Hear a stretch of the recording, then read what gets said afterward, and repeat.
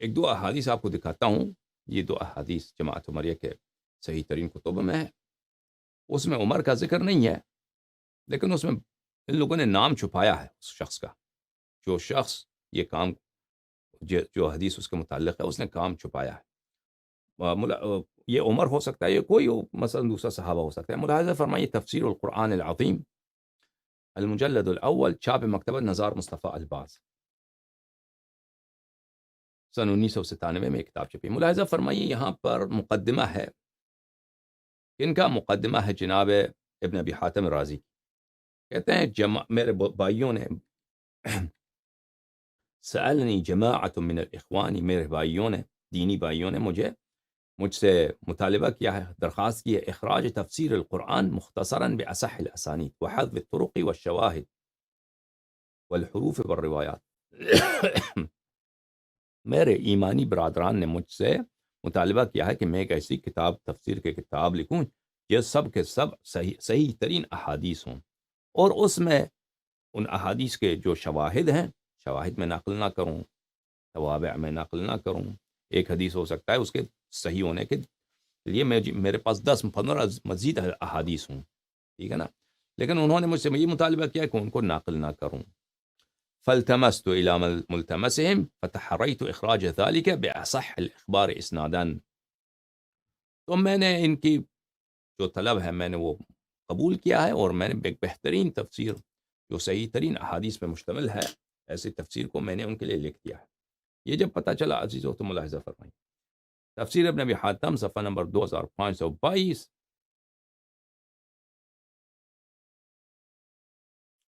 حدیث نمبر 14127. یہاں پہ روایت کرتے ہیں مجاہد سے، الزانی لا ينكح الا زانیہ او مشرکہ والزانیة لا ينكحها الا زان او مشرک وحرم ذلك على المؤمنین.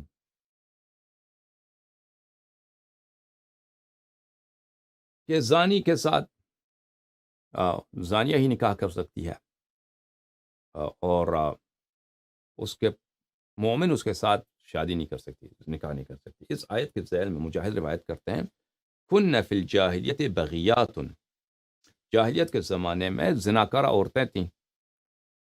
فیہن امرأۃ تدعا ام محزول جمیلہ، ان زناکار عورتوں میں ایک عورت تھی، اس کا نام تھا ام جمیل، ام محزول، اور وہ جمیلہ تھی، خوبصورت تھی. فکان الرجل من المسلمین، الرجل ایک شخص تھا مسلمانوں میں سے ایک شخص تھا، یتزوج باحداہن لتنفق علیہا من کسبہا، مسلمانوں میں سے ایک شخص تھا، اس کی یہی خواہش تھی کہ دیکھیں یہ ام جمیل جو ہے خوبصورت ہے، اس سے میں شادی کرتا ہوں، یہ ہے بھی کاروباری عورت، اس کے تو بہت سارے گاہک ہیں، تو اس سے وہ جو کمائے گی نا دن میں 5-10 گاہک آئیں گے اس کے پاس، تو وہ اس سے میرا بھی خرچہ نکل جائے گا. فنہى اللہ عن ذلك ان يتزوجهن احد من المسلمین. تو یہ آیت کا شان نزول یہی ہے کہ مسلمانوں صحابہ کرام میں سے کوئی شخص تھا، اس کی نیت یہی تھی کہ میں ان ایسے عورت سے شادی کروں، ایسے بدکار عورت سے شادی کروں، ٹھیک ہے نا. دوسری روایت دیکھیں 14128، یہاں پر روایت یہ ہے، الزانی لا ينكح الا زانیہ او مشرکہ والزانیۃ لا ينكحها الا زان او مشرک وحرم ذلك على المؤمنین. اچھا، فرماتے ہیں کہ لما قدم المہاجرون المدینہ قدموها وهم بجہد الا قلیل منهم، ٹھیک ہے نا. جب مہاجرین مکہ سے مدینہ آئے ہیں تو ان کی حالت بہت خستہ تھی مہاجرین کی، مگر کم لوگ، ان کی حالت بہتر تھی، لیکن اکثر لوگوں کی حالت صحیح نہیں تھی. والمدینہ غالیۃ السعر، مدینہ میں بہت مہنگائی تھی. شدیدۃ الجہد، وہاں پہ بہت زندگی سخت تھا. الخیر بہا قلیل، وہاں پہ بھئی کھانے پینے کی چیزیں یا مثلا سستی چیزیں بہت کم تھی مدینہ میں.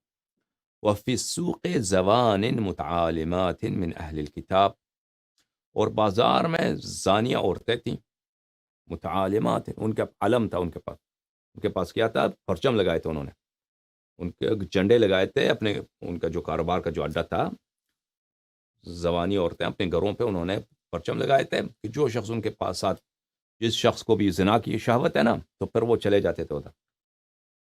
وہ اہل کتاب میں سے تھے. اماء الانصار، انصار بھی تھے، انصار کے بھی تھے ایسے کنیزیں عورتیں تھے، تو انہوں نے اپنے کنیزوں کو اسی کاروبار میں لگایا تھا. منہن امیہ ولیدۃ عبداللہ ابن ابی، عبداللہ ابن ابی کی جو ہے کنیزہ، وہ اسی کام میں تھی. ایک اور کا نام تھا مسیکیہ، وہ بھی انصار میں سے تھا. فی بغایا من ولائد الانصار، یہ انصار کی جو کنیزیں تھیں یہ بھی اسی کاروبار میں لگی تھی.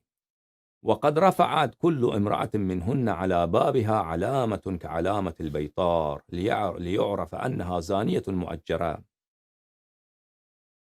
اور سب یہ جو بدکارہ عورتیں تھیں، ان کے جو شوہر وغیرہ تھے وہ تو سب راضی تھے. انہوں نے اپنے گھروں کے اوپر علامات لگائی تھی، مدینہ میں جھنڈے لگائے تھے کہ بھئی جو بھی شہوت ہے اس کو ادھر آ جائے. وَكُنَّ مِنْ أَخْصَبِ أَهْلِ الْمَدِينَةِ وَأَكْثَرِهِ خَيْرًا، اور یہ سب سے زیادہ مالدار لوگ یہی تھے جن کا یہ چکلے چلتے تھے نا، چکلے والے جو تھے ان کا سب سے زیادہ مالدار یہی لوگ تھے. دیکھو، فَرَغِبَ أُنَاسٌ مِّنَ الْمُهَاجِرِينَ فِي مَا يَكْتَسِبْنَ،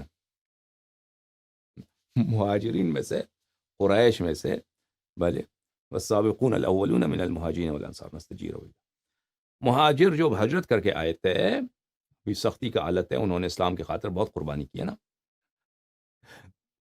تو انہوں نے کہا یہ تو بہترین کاروبار تو یہی ہے. مہاجرین نے کہا دیکھیں یہ ہم لوگ اتنے خستہ حالت ہے ہماری، تو ہم بھی یہی کو شروع کرتے ہیں. کیا ہے، وہ چکلا چلا سکتے ہیں، انصار والے چلا سکتے ہیں، ہم نہیں چلا سکتے، ہمارا تو بہت بڑا تجربہ ہے. للذی ہم فیہ من الجہد، کیونکہ ان کی حالت خستہ تھی. فاشار بعضهم علی بعض، ایک دوسروں کے ساتھ انہوں نے مشورے کیے. وامرهم شورى بینہم، آپس میں مشورہ، انہوں نے اپنے ساتھ کانگریس رکھا، مشورے کیے خوب. لو تزوجنا بعض هؤلاء الزوانی فینصب من فضول اطعماتهن فنصیب من فضول اطعماتهن. انہوں نے کہا کہ اگر ہم اسی زمانی سے، زانیہ عورتوں سے شادی کرتے ہیں تو کیا ہوتا ہے، ہمیں ان کے فائدے ہمیں بھی ملیں گے نا. شادی کرتے ہیں، بیوی کاروبار کرتی ہے چکلے میں، ہم جو ہے وہ چکلے میں ادھر بھی بیٹھیں گے، ہمیں بھی پیسہ ہم جمع کریں گے، مزے ہی مزے. فقال بعضهم نستعمر رسول اللہ صلی اللہ علیہ وآلہ وسلم، تو کسی ان میں سے ایک نے کہا کہ چاہتے ہیں رسول پاک صلی اللہ علیہ وسلم سے نستجیر باللہ. شرم نہیں ان لوگوں کو ہے، ان سے پوچھتے ہیں، ان سے اجازت لیتے ہیں، ان سے مشورہ کرتے ہیں. ہمارا یہ ارادہ ہے کہ ہم مہاجرین کا، انصار کا تو ہے اڈا چکلا، ہمارا بھی مکے والوں کا بھی ہے کہ یہاں پہ ایک چکلا کھلنا چاہیے مدینے میں. فقال یا رسول اللہ قد شق علینا الجہد، یا رسول اللہ حالت بہت خراب ہے ہماری صلی اللہ علیہ وآلہ وسلم. ولا نجد ما ناکل، ہمارے پاس کھانا تو ہے نہیں. وفی فی السوق بغایا نساء اہل الکتاب وولائدہن وولائد الانصار یکتسبن لانفسہن. ہماری تو حالت بہت خستہ ہے، آپ کو خود پتہ ہے، اور کھانے کو تو کچھ ہے بھی نہیں، کھانے کو تو کچھ ہے بھی نہیں، ہمیں بہت بھوک ہے. میں ایک حدیث دکھاؤں آپ کو، یہ مسلم ہے، مسلم صحیح مسلم شاپ دار الفکر، یہاں پہ ملاحظہ فرمائیے صفحہ نمبر 1027 میں. حدثنا ابو حازم سمعت ابا ہریرہ یقول، ابو ہریرہ کہتے ہیں، حدیث نمبر 5028 ہے. ابو ہریرہ کہتے ہیں بین ابو بکر قائد و عمر معه، ابو بکر عمر ایک جگہ بیٹھے تھے. اذ اتاہما رسول اللہ صلی اللہ علیہ وآلہ، رسول پاک صلی اللہ علیہ وآلہ وسلم آئے، تشریف لائے. ما اقعدکما ہا ہونا، کوئی مناسب جگہ نہیں تھی نہیں بیٹھنے کی، شاید کوئی گلی کا بیٹھے ہیں یہ دونوں. ما اقعدکما ہا ہونا، ادھر کیوں بیٹھے ہو بھائی، ابو بکر عمر ادھر کیوں بیٹھے ہو. قال اخرجنا الجوع من بیوتنا، دونوں نے کہا یا رسول اللہ کھانے کو کچھ بھی نہیں، الجوع کھانے کا، بھوک نے ظلم کر دیا، بھوک نے تباہ کر دیا، بھوک کی وجہ سے ہم گھر سے نکلے ادھر گلی میں بیٹھے. ٹھیک ہے نا. اچھا، تو واپس آتے ہیں تفسیر ابن حاتم کی.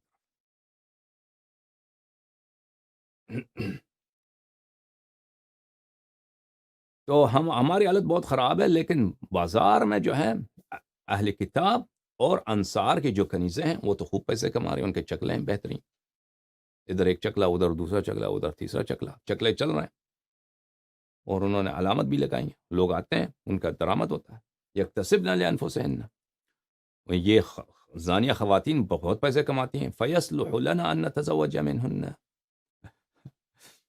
آپ ہمیں اجازت دیں نا یا رسول اللہ صلی اللہ، آپ ہمیں اجازت دیں نا، ہم بھی یہ کاروبار شروع کرتے ہیں نا، کیا مشکل کیا ہے اس میں؟ فنصیب من فضول ما یکتسبن، وہ کاروبار کرتے ہیں، کچھ پیسے اپنے پاس رکھتے ہیں، کچھ ہمیں دے دیں، ہم بس انہیں سے شادی کرتے ہیں، ختم۔ فَإِذَا وَجَدْنَا عَنْهُ غِنًى تَرَكْنَاهُنَّ، بعد میں ہم طلاق دیں گے، کیا ہے، جب پیسے آ گئے، پیسے خوب جمع ہو گئے، بعد میں پھر انشاءاللہ آپ کہہ دیں تو طلاق دیتے ہیں، لیکن ابھی ہمیں شادی کرنے دیں، ابھی انہیں سے ہمیں